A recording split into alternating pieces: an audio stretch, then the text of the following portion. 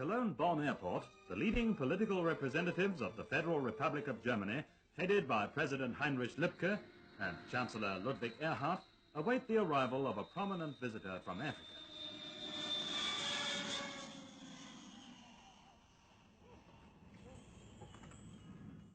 His Excellency Adden Abdulle Osman, President of the Somali Republic, pays a state visit to the free part of Germany in order to hold personal talks designed to strengthen the fruitful political, economic and cultural relations between the two countries.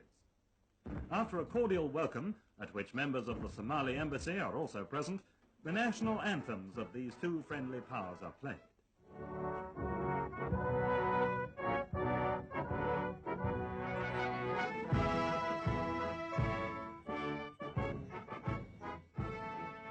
Together, the two heads of state inspect the Guard of Honor drawn up by the Bundeswehr, the first steps on the soil of a country which during the next 10 days, Adden Abdulle Osman will come to know more closely.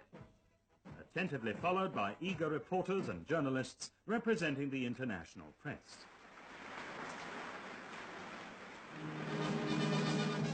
On the day of his arrival, the illustrious visitor, escorted by a police motorcycle unit, calls at the Palais Schaumburg in Bonn, the official residence of the Federal Chancellor.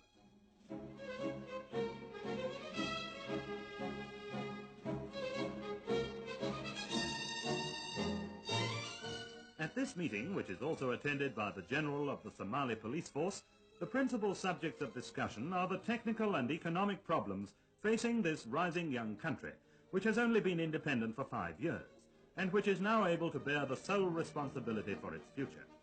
Chancellor Erhard and President Osman, as well as ministers of the two governments, confirmed their mutual interest in further intensifying the present good cooperation. The visit of the African head of state to the German federal president and Frau Wilhelmine Lübke is marked by a spirit of mutual esteem.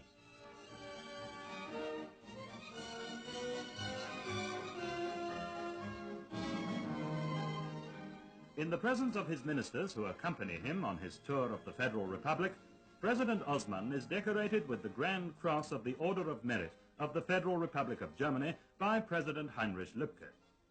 The German president is honored by the award of the Order of the Somali Star, presented to him by his African guest.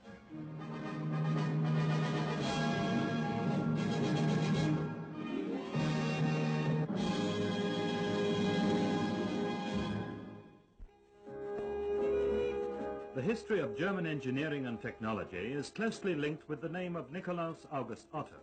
On the second day of his visit, the Somali president is shown round the Klöckner Humboldt Deutz works in Cologne, where 100 years ago the revolutionary development of the combustion engine first started.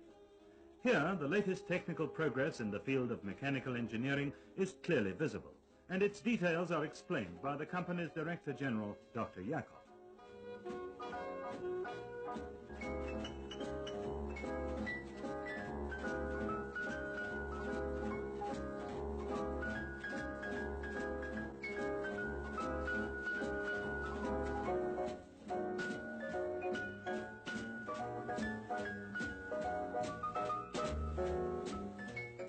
President Osman displays keen interest especially in those heavy vehicles that could help to accelerate the building of roads and industries in his country, which is twice the size of the Federal Republic, and which could be used to great advantage in the extensive agricultural areas of Somalia.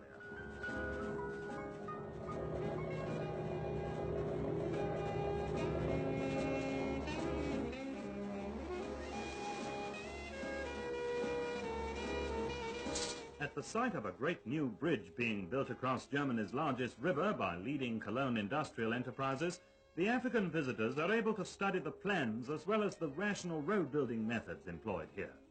These are of vital importance in order to keep the ever-increasing traffic in the Federal Republic on the move.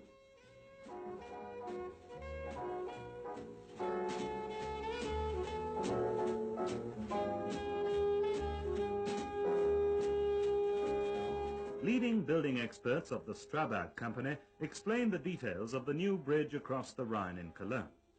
The German workers have their own way of thanking the African chief of state for his visit. The next day, The destination of the special train placed at the disposal of the African visitors by the Federal Railways is Wolfsburg, a town that has become the symbol of the Federal Republic as the world's second largest producer of motor vehicles. The Volkswagen factory, with its 48,000 employees, awaits President Osman.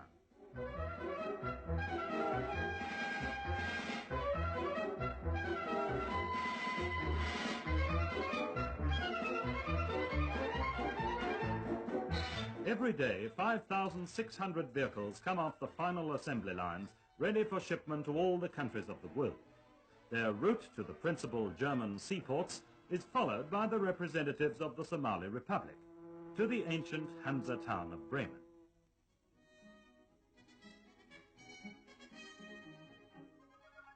With an expert and critical eye, President Osman and his delegation study this full-scale model of the Bremen docks, and are thus able to compare their organization and installations with those in Mogadishu, the capital of their country on the Indian Ocean.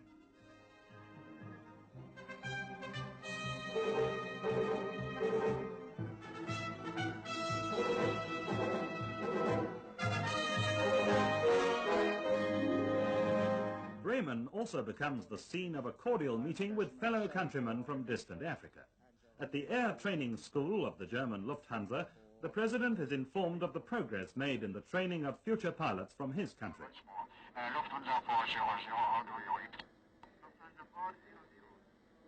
Roger, V-line 142 is clear. Time now 4-5. Over. Intensive study was required before the trainees became familiar with the laws of aerodynamics and navigation, and before they were able to complete without fault the severe exercises in the Link training plane. Then, with their German trainers at their side, they were able to demonstrate to the eminent African visitors take-off and perfect low-flying exercises.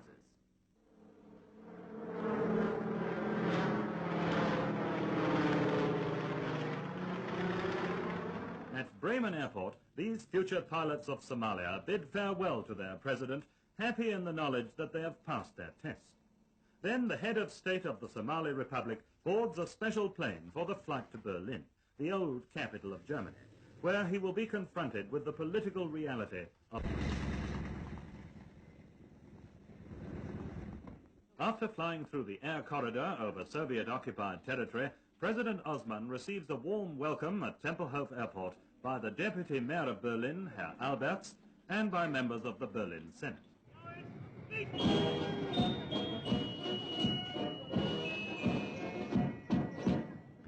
West Berlin receives the visitor from Africa with optimism and animation, with the pulsating traffic of a newly risen metropolis.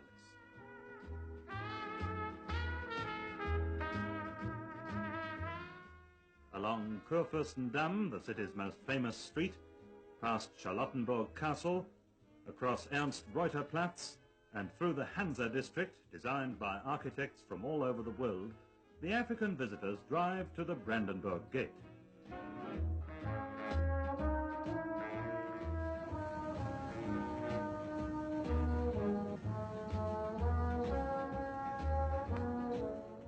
This symbol of national consciousness today signifies the unnatural division of Germany. Here at the wall erected by the communist rulers in East Berlin, freedom and the right of self-determination for 17 million Germans beyond the Iron Curtain come to an end.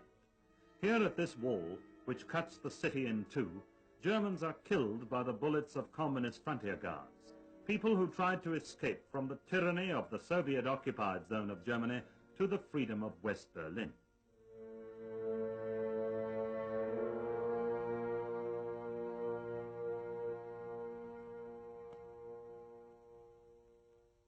In the variety of meetings and impressions, the visit to Garmisch-Partenkirchen will doubtless remain as a treasured memory, recalling the peaceful atmosphere of a small South German town, which is also a center of international tourism. It's situated in Bavaria, on the northern edge of the Alps, and nearly 600 miles from Berlin. The gondola of a cable railway carries the guests from equatorial Africa to the top of the Zugspitze, 9,700 feet above sea level, and Germany's highest mountain.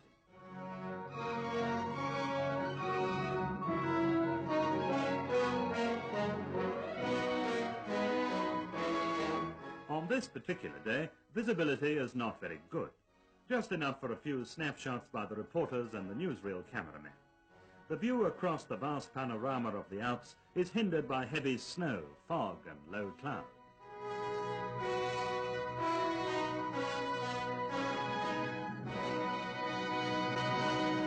Munich, the capital of Bavaria, makes up for it, however, and presents itself to President Osman and his delegation with all the signs of the commencement of spring. Past some fine examples of Baroque and classical architecture, through the busy streets of a city which has become the home of outstanding scientists and artists, and which at the start of the university semester attracts 23,000 students, and on to Group, to the Bavarian Institute for Cattle Breeding. The Minister of Agriculture, Dr. Hundhammer, welcomes the Somali president and escorts him through the extensive grounds and modern research institutes.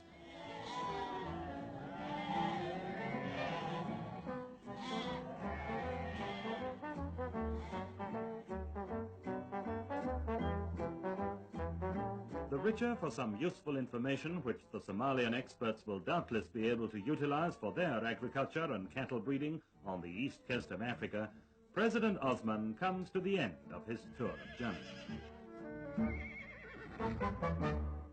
At Munich Airport, the Speaker of the Bavarian Parliament, Ludwig Hanauer, and Bavaria's Minister of Agriculture, Dr. Hundhammer, bid farewell to the President of the Somali Republic. Then His Excellency boards a special plane of the German Lufthansa.